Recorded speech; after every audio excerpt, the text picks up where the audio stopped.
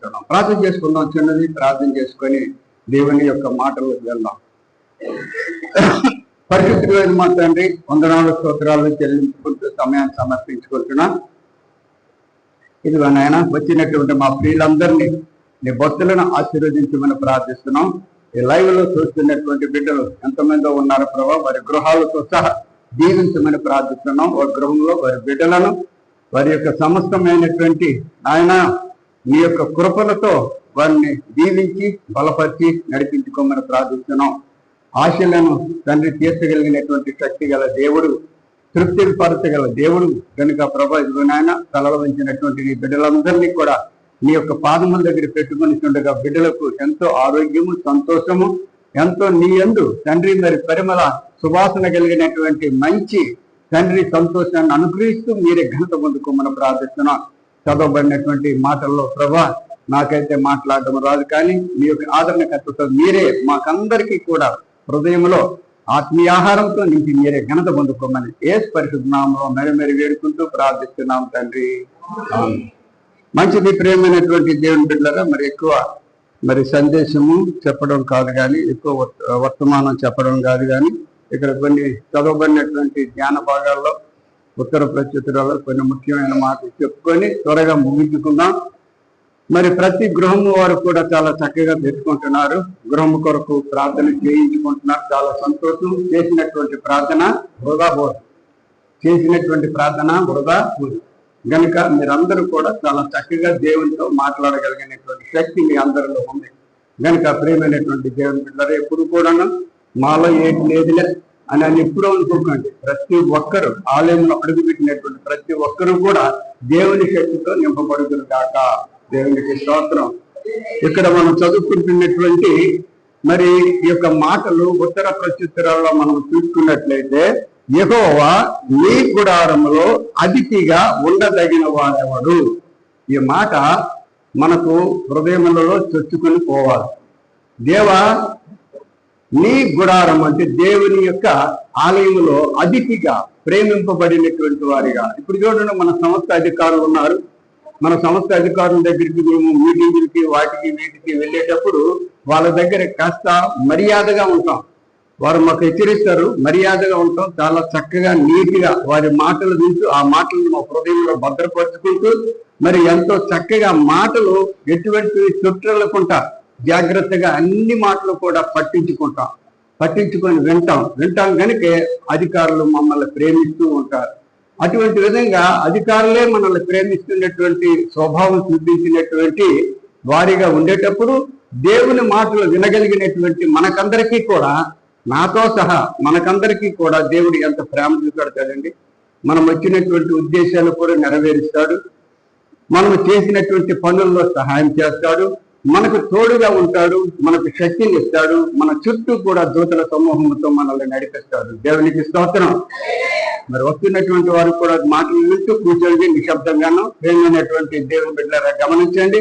దేవుని మాటలకు చెరపగలిగినటువంటి వారముగా మనం ఉండకూడదు. దేవుని మాటలు మరి ఎటువంటివి అంటే చాలా విలువైనటువంటివి, చాలా అద్భుతమైనటువంటివి. దానినే మరి ఉపమానము అంటారు. అంటే సారము కలిగినటువంటి మాటలు గలవి. ఆ సారమునిస్తే దేవుని మాటలు మనకు మన జీవితాలకే సారాన్ని ఇస్తాయి. మన జీవితాలను బ్రతికిస్తాయి. మన జీవితాలను గట్టిపరుస్తాయి. కనుక ఆ మాటలు మనం వినడము ఎంతో శ్రేష్టమైనటువంటి విషయం. ఆయా రోడ్ల మీద ఉన్నారేమో పిల్లలు, తర్వాత ఇళ్లలో ఉన్నటువంటి వారు ఆలోచించవచ్చు. వారందరికీ కూడా ఈ మాటలు వర్తిస్తున్నాయని మీకు మనవి చేస్తున్నాం. ప్రియమైనటువంటి దేవుని బిడ్డలు, ఇక్కడ యెహోవా గుడారములో అతిథిగా ఉండదగిన వాడెవడు. అతిథి అంటే ఏంటి? సొంతం. అతిథి అంటే సొంతము. ఇక దీన్ని వివరించాలంటే చాలా కష్టము, లోతైనటువంటి భావము. అతిథి అంటే ఎక్కువ ప్రేమించి ఎక్కువ మాటలను అంటుకట్టుకున్నటువంటి వారిని మరి అతిథి అంటారు. ఇక్కడికి వచ్చి బుర్ర మాట్లాడుకొని అది చేస్తుంది ఇది చేస్తుంది, బుర్ర వేరే పెట్టినట్టు కాదు. అతిథి అంటే దేవుని మాటలు విన్నటువంటి వారే అతిథులు. దేవునికి స్తోత్రం. దేవుని మాటలు ఎప్పుడైతే అతిథిగా ఉంటారో, సొంతంగా ఉంటారో, వారి కుటుంబాలు బాగుంటాయి, వారి బిడ్డలు బాగుంటారు, వారి సంస్థ బాగుంటారు, అడుగుపెట్టినటువంటి ప్రతి స్థలంలో కూడా వాళ్ళు వెలుగుతో ప్రకాశింప చేస్తుంటారు. గనుక అటువంటి వారి అతిథిగా ఉండవాడు ఎవడు? నీ పరిశుద్ధ పర్వతము మీద నివసింపదగిన వాడెవడు? యథార్థమైన ప్రవర్తన కలిగి నీతిని అనుసరించుతూ హృదయపూర్వకముగా నిజము పలుకువాడే. అట్టివాడు నాలుగుతో కుండమలాడడు, తన చిలికానికి కీడు చేయడు, తన పొరుగు వాని మీద నింద మోపడు. అతని దృష్టికి నీచుడు అసహ్యుడగును. అతడు యెహోవా యందు భయభక్తులు గల వారిని సన్మానించను. ఇది ఒకరికొకరు ప్రేమించుకోవటం ఎంతో శ్రేష్టమైనటువంటి విషయం. ప్రియులారా గమనించండి, దేవుని దగ్గర మనం అతిథిగా ఉండాలి. అతిథిగా ఉంటే ఎంతో శ్రేష్టమైనటువంటి అనుభవాలు పొందుకుంటాం.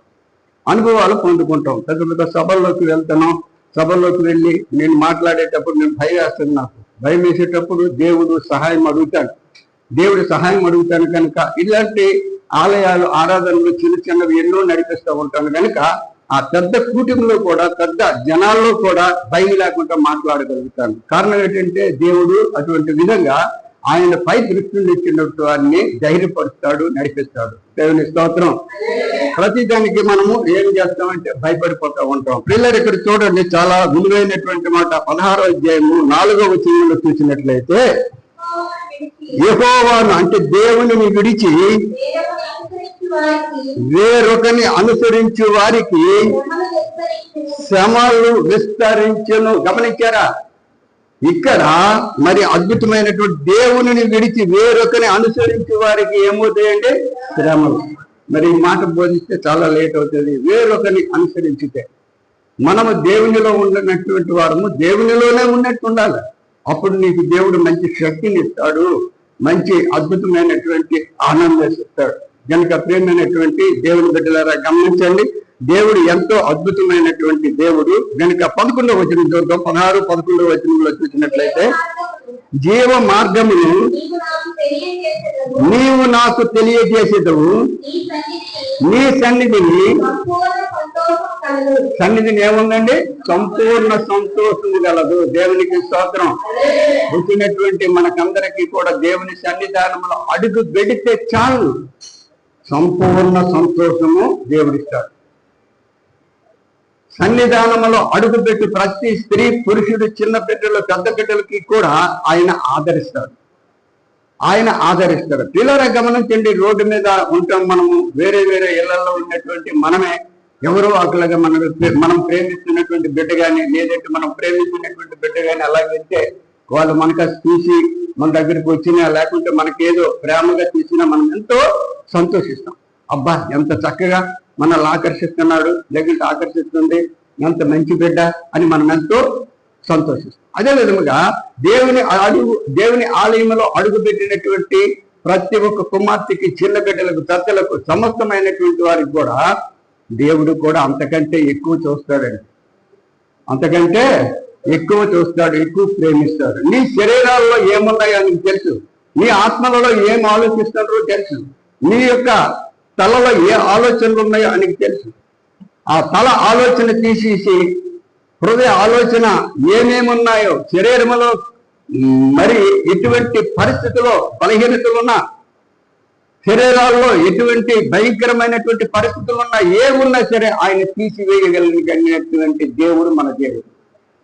అవన్నీ కూడా తీసివేయడు. కానీ మన ఆలోచనలు ఎరుగుడు, మనకు తగ్గ చేస్తాడు. మన ఆలోచనలు ఆయన మీద ఉంటే ఆయన ప్రకాశవంతమైనటువంటి వెలుగులోనే నడిపిస్తాడు. ఆయన మన ఆలోచనలు ఆయన మీద లేకుండా రకరకాల పెరిగితే రకరకాలుగా పెరిగడతాం. మన శక్తిని పొందుకోలేము. దేవుని శక్తి గొప్ప శక్తిని, ఆ శక్తిని పొందుకోవటానికి మనం ప్రయత్నించాలా, మనం శ్రమపడాలి. గనుక ప్రియమైనటువంటి దేవుని బిడ్డలు, ఇక్కడ ధ్యాన భాగంలో వెళ్తున్నాం. ధ్యాన భాగంలో అద్భుతమైనటువంటి మాటలు మీకు అందరికీ తెలిసినటువంటి మాటలు. యోహాను సువార్త 15వ అధ్యాయం. ఇక్కడ నేను నిజమైన ద్రాక్షవల్లిని, నా తండ్రి వ్యవసాయకుడు, నాలో ఫలింపని ప్రతి తీగను ఆయన తీసి పారవేయను. ఇవన్నీ మీకు కంటదైన మాటలే కనుక నేను బోధించిన అవసరం లేదు. తర్వాత ఫలించు ప్రతి తీగ మరీ ఎక్కువగా ఫలింపవలెనని తీసివేయ. గమనించారా? ఇక్కడ నాలో ఫలింపని ప్రతి తీగను నేను బాగు చేస్తాను. ఫలింపని తీగ తీసి పారవేస్తాను. విన్నారా? ఫలించడం అంటే ఏంటి?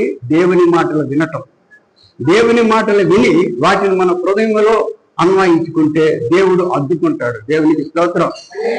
ఒకవేళ మాటలు వినుకుంటా మన ఆలోచనలు కింద మీద పెట్టామనుకోండి, మనల్ని తీసి బయట చెప్పండి అలాగా పారవేస్తారు. ఇది మాత్రము ప్రతి ఒక్కరు కూడా ఆత్మలో బలముగా మరి పెట్టుకోవాలని మీకు మనవి చేస్తున్నాం. తర్వాత చూస్తే, నేను మీతో చెప్పిన మాటను బట్టి మీరిప్పుడు, దేవునికి స్తోత్రం, మీరందరూ ఇప్పుడు పవిత్రులై ఉన్నారు. నా యందు నిలిచియుండు, నీ యందు నేను నిలిచియుండు. ఈ మాటను మనము హృదయంలో భద్రపరుచుకోవాలి. నా యందు మీరు నిలిస్తే నీ యందు నేను, ఈ మాట మీకు అందరికీ అర్థమవును గాక. నిలిచుట. మొన్న దైవజనులు ఒకరు చెప్పారు, ఒక మనిషి ఎంతసేపు నిలబడగలడు? కాలు, చెయ్యి కాదు, శరీరం కూడా కదపకుండా ఎంతసేపు నిలబడగలదు తెలుసా మనకి? చెప్పగలరా? కాలు కాదు, చెయ్యి కాదు, కన్ను కాదు, ఏది కదపకూడదు, అలాగే నిలబడాలి. అంటే ఎంతసేపు నిలబడగలడు? దైవజనులు చెప్పిన మాట 7 నిమిషాలకి ఎక్కువ నిలబడలేడు. కాలు చెయ్య కదులుతూ ఉంటే పర్వాలేదు, కానీ కదలకుండా నిలబడాలంటే 7 నిమిషాలకి ఎక్కువ నిలబడలేదు. ప్రేమైనటువంటి దేవుని బిడ్డలారా, ఇప్పుడు దైవ సేవకులమైనటువంటి మేమైతే గంటల తరబడి నిలబడతాం. దేవునికి స్తోత్రం. గంటల తరబడి నిలబడతాం. మరి తప్పనిసరిగా కొంతమంది దైవ సేవకులు బలహీనులైతే కూర్చొని మాట్లాడటం జరుగుతూ ఉంటుంది. మరి మా బావగారు మీకు తెలుసు, మా బావగారు వీధిలో ఉండేటప్పుడు ఆయన నిలవబడలేక కూర్చొనే మాట్లాడించేవాళ్ళు.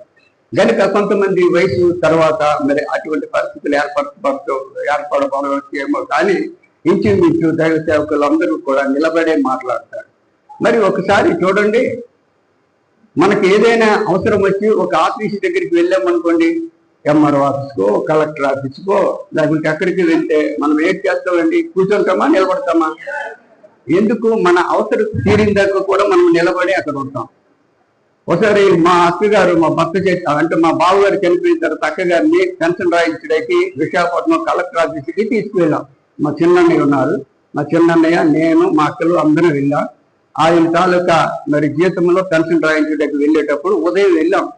ఉదయం వెళ్ళిన తర్వాత నిలబడే ఉన్నాం. అలాగే కూర్చోడానికి ఏంటి లేవు, అక్కడ అలాగే నిలబడే ఉన్నాం. కారణం ఏంటంటే మా అవసరం తీరాలా, అక్కడ మా పని జరగాల అని అలాగే నిలబడ్డాం. మధ్యాహ్నం మా అన్నయ్య వెళ్ళాడు, కూర్చోండి పర్వాలేదు, ఇదిగోండి చేసేస్తాం అంటున్నారు.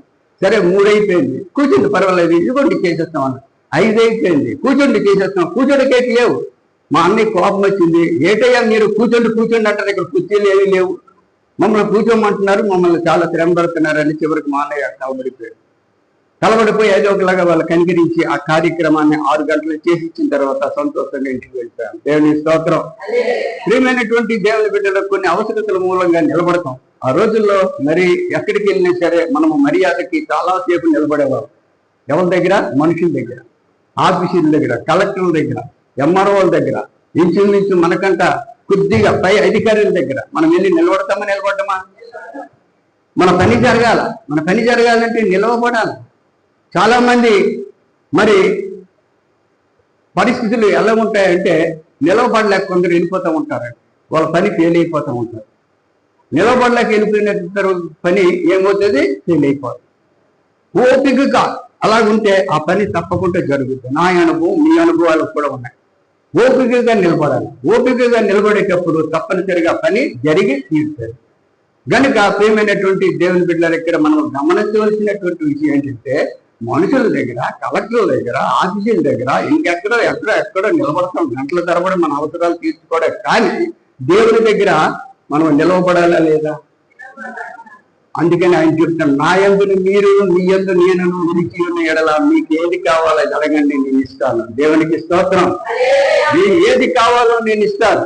మీరు తప్పనిసరిగా మీకు అనుభవాలు మరి కలిగినటువంటి వారుగా ఉంటారు. కనుక ప్రియమైనటువంటి నిర్గమకాండంలో 19వ అధ్యాయము 5వ వచనంలో మనం చూసినట్లయితే, నిర్గమకాండము 19వ అధ్యాయము 5వ వచనంలో నిలిచిన గురించి ఉంటుంది.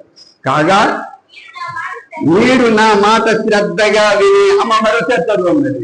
కాగా మీరు నా మాట, అటు ఇటు బుర్ర ఊపిసా, లేదంటే మాట శ్రద్ధగా. నేను అదే చెప్తుంటాను, ఎందుకంటే ఇక్కడికి వచ్చినటువంటి వారు ఎవరు కూడా ఫలితం లేకుంటే వెళ్ళకూడదండి ఇంటికి. ఎవరు కూడా ఫలితం లేకుంటే వినకూడదు, వెళ్ళకూడదు. అందుకే మీరు నా మీద కోపం వస్తుంటుంది మీకు. ఎప్పుడు వినండి వినండి వినండి అంటాడు అనుకుంటారేమో, కానీ వింటే అద్భుతమైనటువంటి దేవుని యొక్క ఆదరణ ఫలితం ఉంటుంది. కనుక గమనించండి, ఇక్కడ మరి చూసినట్లయితే ఇంత చెప్పినా వినకపోతే మాత్రము అది అంత మీ జీవితమే వ్యర్థం.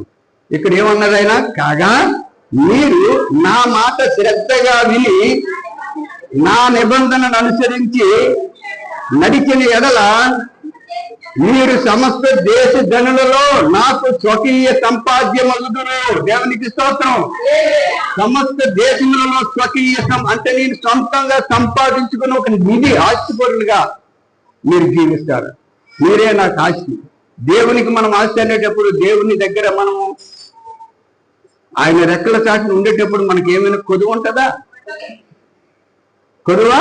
ఉండదు. కనుకనే ఎంతో అద్భుతమైనటువంటి సమస్త దేశ జనులలో నాకు స్వకీయ సంపాద్యమగుదురు అని దేవునికి మరి చక్కనైనటువంటి మాట. దేవునిలో మనం నిలిచి ఉంటే లోకములో ఉన్నట్టు కంటే శ్రేష్టమైనటువంటి మన జీవితాలను కొనసాగించుకుంటాం. యెషయాలో మనకి తెలిసినటువంటి మాట, యెషయా 26:3 చూసినట్లయితే, ఎవరి మనస్సు నీ మీద ఆనుకునో వానిని నీవు పూర్ణ శాంతి గలవానిగా, లేదంటే పూర్ణ శాంతి గలదానిగా కాపాడుదు. గమనించారా? ఈ మాటలు మీ హృదయంలో చొచ్చుకున్నాడు కాక చిన్నపిల్లలతో సహా పెద్దవాళ్ళు కూడా. ఇక్కడ మరి చక్కనైనటువంటి మాట, ఎవరి మనస్సు నీ మీద ఆనుకునో, ఏ స్త్రీ అవని ఏ పురుష అవని, ఆ మనసు ఎవరి మీద ఆనుకోవాలండి? దేవుని మీద. ఒక అధికారి దగ్గరికి వెళ్తే మన మనసంతా అక్కడ పెడతామా పెట్టమా? లేకుంటే పని చేయడు. మనల్ని గ్రహిస్తాడు. కలెక్టర్ ఉన్నామండి, పెద్దోడా ఉండండి, ముఖ్యమంత్రి ఉన్నామండి, దేశనైనా ఉండండి, మనకు ఉన్నటువంటి మన అధికారులు, మన అధికారి అయినటువంటి మరి అయ్యగారు ఆత్మీయతండ్రి విజయ్ కుమార్ గారు ఉన్నామండి, తల్లి వసంతమ్మ గారు, ఎవరైనా సరే వాళ్ళ యందు మనం నిలిచున్నామా లేదో చూస్తుంటారు. మనల్ని విశ్వాసులు చూస్తారు, మమ్మల్ని మహిళలు. వారి మాటలు మనము ఎలాగా వింటున్నాం, వారి మాటలు మనం ఏ విధముగా అనుసరిస్తున్నాం గమనించి వారిని మాత్రం బహుగా ప్రేమిస్తారండి. వారిని ఎలా ప్రేమిస్తారంటే మరి చెప్పలేం, అంత చక్కగా ప్రేమిస్తారు. వారి మాట వినాలా, వారికి అనుగుణంగా ఉండాలి. ప్రియులారా, మన ఆత్మీయ తల్లిదండ్రుల దగ్గర నేను నేటికి 1993లో అయ్యగారి దగ్గర నేను జాయిన్ అయ్యాను. అంతకుముందు వాళ్ళ నాన్నగారి సహాయంతో ఉండేవాడిను. అప్పటి నుంచి నన్ను కనిపెడుతూనే ఉంటారు అయ్యగారు. అయ్యగారు కనిపెట్టడమే కాదు, అందరి యొక్క కాపర్ల మీద నాకు మాత్రం చాలా ప్రేమిస్తారు. దేవునికి స్తోత్రం.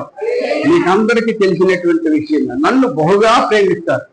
కనుక నేను ఏదంటే అది అందుకే చక్కగా మన దగ్గర ఉండి డబ్బులు ఇచ్చేసామనుకోండి, ఇచ్చినా సరే చక్కగా చాలకపోతే ఒక 5-6 లక్షలు ఎక్స్ట్రా పెట్టి చక్కగా అన్ని చేశారు, ఇంకా చేయబోతున్నారు. మరి మనల్ని ప్రేమ ఎందుకు? ఆయన భయభక్తులతో జాగ్రత్తగా నిలిచి ఉండటం మాత్రమే. అలాంటప్పుడు మన దేవుడు ఎంత చేస్తాడండి? మన దేవుళ్ళలో కూడా మనం నిలిచి ఉండాలా లేదా? నేను ఉంటున్నాను ఇప్పటి వరకు, దేవుడికి వందనాలు గాక. అలాగే కూడా మీరుండాలా లేదా? మీరుండేటప్పుడు మనకు ఏమవుతుందంటే విస్తారమైనటువంటి ఆయన ప్రేమ వర్షం వలె కురుస్తుంది. దేవునికి స్తోత్రం. కనుకనే ఇక్కడ చెప్పినటువంటి మాట చాలా అద్భుతమైనటువంటి మాట. ఎవని మనసు నీ మీద ఆనుకున్నో వానిని నీవు పూర్ణ శాంతి గలవానిగా, ఇది కూడా చూడండి, పూర్ణ శాంతి గలవానిగా కాపాడుదువు. ఏలయనగా అతడు లేదంటే ఆమె నీ యందు విశ్వాసం ఉంచి ఉన్నది, లేదంటే నీ యందు విశ్వాసం ఉంచాడు అని ఇక్కడ మనకు కలుగుతుంది. మన కంఠస్థమైన మాటే సామెతలు 4:4లో ఇప్పుడు కూడా మనం చదువుకుంటున్నాం. మరి అతడు నాకు బోధించుచు నాతో ఇట్లనను, నీ హృదయాన్ని పట్టుదలతో నా మాటలు పట్టుకో. నీ హృదయము పట్టుదలతో నా మాటలు పట్టుకోప్పుడు నువ్వు బ్రతుకుదువు అని ఉంటది కింద. నా మాటలను విని వాటిని అనుసరించిన నువ్వు బ్రతుకుదువు. ఇప్పుడు మర్మాలు చక్కగా మీకు అర్థమవుతున్నాయి. కనుక మనం బ్రతకాలా, నాశనం అయిపోవాలా? బ్రతకాలని ప్రతి ఒక్కరికి ఉంటుంది. అలాంటప్పుడు దేవునికి లోబడి దేవుని మాటలు మనం వింటూ దేవుళ్ళు నడుచుకునేటువంటి వారమైతే తప్పనిసరిగా దేవుడు మనకు సహాయం చేసినటువంటి దేవుడే. గనుక ఇక్కడ చూడండి, మీకా 3:4లో మనం చూసినట్లయితే ఏక 3-4 వచనములు చూసినట్లయితే అక్కడ వారు దుర్మార్గతను అనుసరించి నడుచుకుని ఉన్నారు గనుక వారు యెహోవాకు మొరపెట్టినను ఆయన వారి మనవి అంగీకరింపగా ఆ కాలమందు వారికి కనబడకుండా కన్ను మరుగు చేసుకును. గమనించారా? ఈ మాటలు బాగా గమనించి ఈ రోజు నుంచి మనము మన యొక్క హృదయాలను మన యొక్క తత్వాలను సరి చేసుకుందాం. ఇప్పుడే సరి చేసుకోవాల్సినటువంటి అవసరత ఉంది. గనుక ప్రియమైనటువంటి దేవుని బిడ్డలారా, వారు దుర్మార్గతను అనుసరించి నడుచుకొని ఉన్నారు. దుర్మార్గతనే ప్రేమించారు. దేవుని దగ్గర ఉన్నట్టే ఉన్నారు, కానీ లేనిపోయిన ఆలోచనలతో ఉన్నారు గనుక వారు దేవునికి మొర్ర పెట్టిన మొరను నేను అటువంటి మొర ఆలకించను. దేవుని సన్నిధానంలో కొందరు కూకుంటారు. ఒక ఆలోచన, నీళ్ళు నల్ల చేయటం, నిల్లు చేయటం, తప్పుడు ఆలోచనలు ఉంటాయి. కొన్ని మంచి ఆలోచనలు ఉంటే ఓకే, మంచిదే. తప్పుడు ఆలోచనలు చాలా చేసుకుని కూర్చుంటారు. కొంతమంది పురుషులు అయితే నేను గుడి వదిలేయాలి, బాబు తొందరగా వదిలిస్తే నేను వెళ్ళాలి, మందు కొట్టాలి, ఇది చేయాలి అనేసి లేకుంటే అలా చేయాలి అంటారు. స్త్రీలు కూడా కొన్ని దురాలోచనలతో ఉండొచ్చు. కానీ అటువంటి ఆలోచనలు ఉంటే నేను కనబడను, మీ ప్రార్థన వినను, మేము సహాయం చేయను అంటున్నాడు ఇక్కడ దేవుడు. గనుక ప్రియమైనటువంటి దేవుని బిడ్డలు గమనించండి. గనుక వారు యెహోవాకు మొర్ర పెట్టినను ఆయన వారి మనవి అంగీకరింపగా ఆ కాలమందు వారికి కనబడకుండా కన్ను మరుగు చేసుకొనును. కనబడ్డాయి, చీకటైపోతుంది. ప్రియమైనటువంటి దేవుని బిడ్డలారా, మరి నేను గొప్ప చెప్పటం కాదు, కానీ నేను ఎప్పుడు ప్రార్థన చేసేటప్పుడు ఆకర్షణీయమైనటువంటి వెలుగును చూస్తే కానీ నా కళ్ళు తిప్పను. దేవునికి స్తోత్రం. ఆకర్షణీయమైనటువంటి ఎవరి మీద తెలిసంటే మీ అందరి మీద వెలుగు కావాలి, మీ అందరి మీద వెలికి కావాలి, మీ అందరికి కూడా స్వస్థతలు రావాలి అని నేను ఎప్పుడు కూడా ఆకర్షణీయమైనటువంటి వెలుగు కనిపించినట్టు వరకు నేను కళ్ళు చేయను. ఉదయకాలం మీరు ప్రార్థన చేసుకుంటూ ఉంటే నేను ప్రార్థనలో ఉంటాను. దేవునికి స్తోత్రం. కనుక ప్రియమైనటువంటి దేవుని బిడ్డలారా, దేవుని యందు మనం నిలిచి ఉంటే ఎప్పుడు కూడా మనకు ఏ లోటు ఉండదు. కనుక గమనించండి. మరి అద్భుతమైనటువంటి విషయాల్లో దేవుని యందు నిలిచి నెహెమ్యా కాలంలో నెహెమ్యా 8:3 వచనం చూస్తే అందరూ కూడా మరి దారి తప్పినటువంటి వారిని నెహెమ్యా నిజమైనటువంటి దేవుని ప్రేమను ఈ రోజు మనం ఎలా నేర్చుకుంటామో అలాగే నేర్పిన తర్వాత ఏం జరిగిందో చూడండి. నీతి గుమ్మము ఎదుటనున్న మైదానములో ఉదయము మొదలుకొని మధ్యాహ్నము వరకు నిలిచి ఉన్న ఆ స్త్రీ పురుషులకును తెలివితో వినగలిగిన వారికందరికి చదివి వినిపించుతూ వచ్చెను. ఆ జనులందరూ ధర్మశాస్త్ర గ్రంథములు శ్రద్ధతో విని. దేవునికి స్తోత్రం. నిలబడి దేవుని యందు భయభక్తులు కలిగి నిలబడి, అంటే ఇప్పుడు మిమ్మల్ని నిలబడి కూర్చున్నారు అది కాదు, ఆ నిలబడటం కాదు, కానీ నిలబడటంలో దేవుని మాటల మీద హృదయాన్ని నిలబెట్టుకోవడమే. కాళ్ళతో నిలబడటం కంట దేవుని వాక్యాన్ని వినటానికి ఆత్మను నిలబెట్టుకోవడమే నిలబడటం. అంతేకాని మీరు నిలబడిపోరా నేను ఇప్పుడు చెప్పాను కదా అని అంటాం కాదు. కూర్చోండి, కానీ దేవుని వాక్యములో నిలిచి ఉండాలి, దేవుని ప్రేమలో నిలిచి ఉండాలి, దేవుని యొక్క సమస్తమైనటువంటి క్రియలలో నిలిచి ఉండాలి, దేవుని పనులలో నిలిచి ఉండాలి. అప్పుడు నువ్వు అడిగితే నీకు ఏది అవసరమో అయినా తప్పకుండా దయచేయడానికి సిద్ధముగా ఉంటాడు. ప్రేమైనటువంటి దేవుని బిడ్డలారు, ఇక్కడ మరి ధర్మశాస్త్రాన్ని వాళ్ళు ఉదయం నుంచి మధ్యాహ్నం వరకు ఇంకా ఉంది, సాయంకాలం వరకు నిలబడినటువంటి వారు ఉన్నారు. రాత్రి చెప్పిన వాక్యం, మోషే దేవుని దగ్గర ఎన్ని రాత్రి పగలు నిలబడ్డాడో తెలుసా? 40 రోజులు. ఎన్ని దినాలండి? ఆకలి లేదు, దాహము లేదు, ఏమీ లేదు. ఆయన శరీరము అందమైనటువంటి స్వరూపంతో నిగనిగలాడుతూ ప్రకాశించేసింది. ఈరోజు నీకెందుకు ప్రకాశించదు? నాకెందుకు ప్రకాశించదు? ప్రేమైనటువంటి దేవుని బిడ్డలారా, మరణకరమైనటువంటి పడకల మీద నుంచి లభిస్తున్నామంటే దేవునిలో మనం నిలబడబట్టే. దేవునికి స్తోత్రం. చాలా మంది ఇక్కడ ఉన్నారు, మరణ పడకల మీద నుంచి లేచినటువంటి వారు ఎలాగున్నారంటే ఆ బాధలో దేవుని యందు నిలిచి ఉన్నారు. మరి శాంతమ్మ గారు కూడా ఈరోజు తన మనవల కొరకు, తన ప్రార్థన కొరకు ఆమె చనిపోద్దనుకున్నాం, ఇంచుమించు భర్త చాలా సహాయం చేసేవాడు గోపి. అయినప్పటికీ నేను వెళ్ళాను, ఇంటి వెంకటలు వెళ్ళాను, ఇంటి ముందు వెళ్ళి నా మనసారా ప్రార్థన చేసేవాడు. దేవునికి స్తోత్రం. ఆమె కూడా మరి మనసారా దేవునికి మనసిచ్చి మనసులు దేవునిలో నిలబడింది కనుక ఈ రోజు ఆమె జీవించగలుగుతుంది. తన భర్త కూడా ఎంతో బాధపడ్డాడు. ఎక్కువ శాంతమ్మ గారు తన మనవల గురించి చనిపోయినటువంటి తన కుమార్తె యొక్క బిడ్డల గురించి, కొడుకు పిల్లల గురించి, కోడళ్ళ గురించి, భర్త గురించి, వీళ్ళ గురించి ఎక్కువ తాపత్రయపడుతూ ప్రార్థన చేసుకుంటూ ఉంటారు. కనుక ఇంకొక విషయం ఏంటంటే వారందరినీ కూడా సన్నిధానంగా నడిపించాలి. వారందరినీ కూడా భర్తకి కూడా గుణం ఉండాలి. దేవుల్లో నిలిచినటువంటి వాడుగా ఉండాలి. నేనేదో రోజుకు 3 ounces తాగితే నేను ఎందుకు గుడిలోకి రాను అంటే కుదరదు. నువ్వు సాతానుతో నిలబడినట్టే, సాతానికి నువ్వు ప్రయారిటీ ఇస్తున్నట్టే. రా దేవుని గుడికి రా, తాగు, దేవుని గుడికి తాగేసి రమ్మని కాదు, తాగినా మానేసి శుభ్రంగా రా, అది మానేస్తాను. దేవునికి స్తోత్రం. నీలో ఉన్నటువంటి సాతాన్ని దేవుడు తీసేసి అద్భుతమైనటువంటి నీకు మంచి ఆదరణ ఇస్తాడు. చివరగా చూద్దాం. చివరగా 2వ దినవృత్తాంతాలు 20వ అధ్యాయము 13వ వచనంలో మనం చూసినట్లయితే ఆపదలో ఏం జరిగిందో చూద్దాం. 2వ దినవృత్తాంతాలు 20:13. వాళ్ళు దేవుని దగ్గర శత్రువులు వస్తున్నారు, వారి కుటుంబాన్ని, వారి పట్టణాన్ని పాడు చేస్తారనేసరికి వెంటనే వారందరూ ఏం చేశారో తెలిసండి. యోధా వారందరూ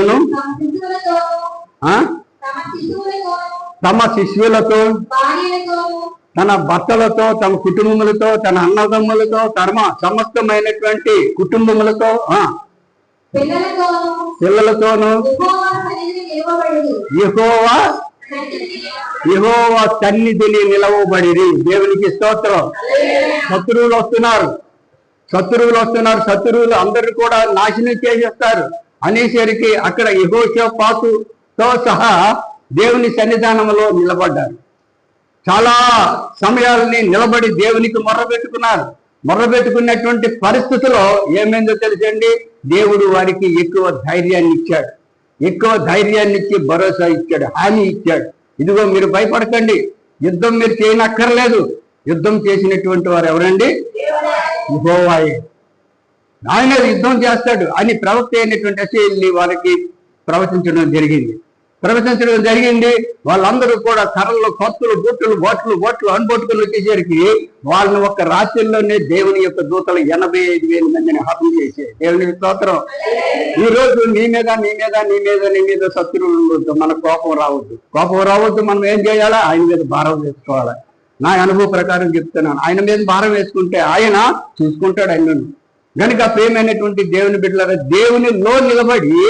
దేవునిలో నిలబడినటువంటి వారి యొక్క స్థితిని నేను బోధించుకొస్తున్నాను. అంటే కాలుతో నిలబడడం కాదండి, ఆత్మతో నిలబడాలి. మన ఆత్మను దేవుని యందు స్థిరముగా ఉంచేటప్పుడు దేవుడు అద్భుతాలు మనకు తప్పకుండా చేస్తాడు. తప్పకుండా కనికరాలు ఉన్నాయి ఆయనలో. గనుక నిన్ను ఎలాగ చూడాలో, నీ బిడ్డల్ని ఎలాగ చూడాలో, నీ కుటుంబాన్ని ఎలా చూడాలో ఆయనకి తెలుసు. గనుక అటువంటి మనసులతో దేవుణ్ణి మనం నిలబడదాం, లోకమును నిలబడద్దు. కొందరు రకరకాలైనటువంటి అస్తమానం నేను చెప్పకూడదు, కానీ మీకు అందరికీ తెలిసిందే. లేనిపోయినటువంటి పనికి రాని వాటి కొరకు నిలబడతాం, కానీ మన మనసులు నిలబెడతాం. కానీ దేవునిలో మన మనసులు నిలబడితే అద్భుతాలు చూస్తాం, ఆయన ప్రేమను చూస్తాం, ఆయన యొక్క గొప్ప కృపను చూస్తాం. మనం అట్టి స్థితిలో మరి ఉండాలని ప్రార్థన పెట్టిన కుటుంబానికి మీకు అందరికీ హెచ్చరిస్తూ కొద్ది మాటలు చదివిస్తున్నాం. దేవుని స్తోత్రం. ప్రార్థన చేసుకున్నాం. పరిశుద్ధుడైన మా తండ్రి, వందనాలు స్తోత్రాలు చెల్లించుకుంటూ సమయాన్ని సమర్పించుకుంటున్నాం. గోపాలం గారు, శాంతమ్మ గారు పెట్టినటువంటి ప్రార్థనకు నాయన మంచి వర్తమానం మాకందరికి వినిపించినటువంటి విధానం అని వందనాలు. ఈ క్షణమే మేమందరము కూడా మార్చుకుని మా మనసులు నీలో నిల్చుండి అద్భుతాలు, ఆశ్చర్య కార్యాలు, నీ ప్రేమను నాయన మేమందరము కూడా పొందుకునే భాగ్యాన్ని దయచేయమని ప్రార్థిస్తున్నాం. నాయన ఇదిగా నాయన మొన్న యొక్క జన్మదినోత్సవంగా ఈ రోజు మరలా తండ్రి నిన్ను కనపరుస్తున్నాం ప్రభా. నీవిచ్చినటువంటి గర్భఫలాలని తండ్రి వాటిని సద్వినియోగం చేసుకునే అవకాశం ఉన్న తల్లిదండ్రులకి, అమ్మమ్మలకు, తాతలకు అనుగ్రహించమని ప్రార్థిస్తున్నాం. నాయన మరి గోపాలంకి, శాంతమ్మ గారికి ఇచ్చినటువంటి కుటుంబం అంతా దీవించండి. మన వాళ్ళందరినీ ఆశీర్వదించండి. నీ కృపలతో భద్రపడుతుంది. ఇప్పుడు జరుగుతున్నటువంటి ఆరాధనలో మీరు ఉండండి. ఈ జన్మదినోత్సవం దయాకిరీటమైన సంవత్సరాన్ని మొన్నకు ధరింపజేస్తుండగా తండ్రి ఆయన బుద్ధి మారి తనకు మంచి మనసునిచ్చి మీలో నిలుచుని అద్భుతాలు ఆశ్చర్య కార్యాలే కాక తన జీవితాన్ని దీర్ఘాయువును పొందుకునే భాగ్యాన్ని అనుగ్రహిస్తూ మీరే ఘనత పొందుకోమని ఏ పరిశుద్ధ నామంలో మరి వేడుకుంటూ ప్రార్థిస్తున్నాం తండ్రి. దేవుని